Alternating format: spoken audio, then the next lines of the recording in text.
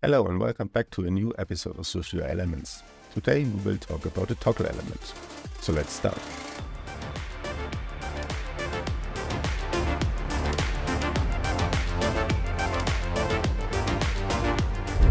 A toggle element is usually used when you switch a Boolean value. So if you will switch something on and off. So let's have a look how the toggle element works. We have different types of initializers, and as you can see, I have a title here and is on. This one we will use today, and a title is my awesome toggle. And as you can see, you need a binding of the Boolean value. So let's create one. Is toggle on, it's a Boolean value, and we start with false. And let's add it here. It's toggle on with the $sign because we need a binding.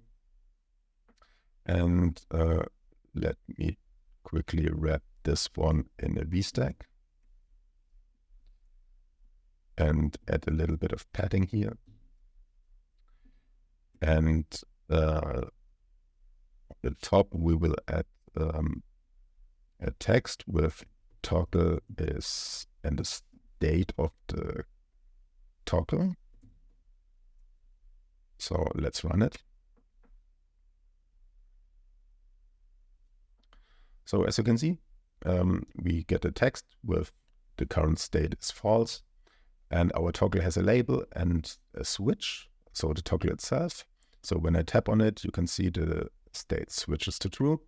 And as you can see, the default color of a switch is green. Of course, you can change that.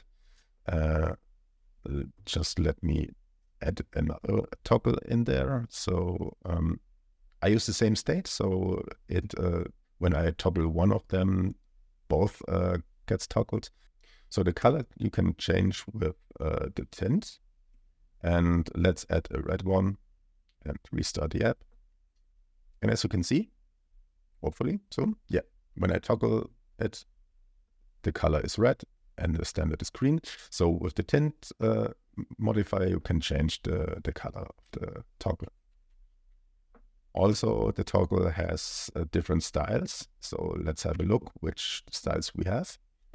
And per default, all the standard ones are automatic, button, and switch. Automatic is basically the default state, and that's the switch which we can see in the app right now. So let me change the red toggle to a button and restart the app. Let's wait a second. And as you can see, it changed to a button as expected. And when I toggle it on, it gets a background color. Reddish color, I would say.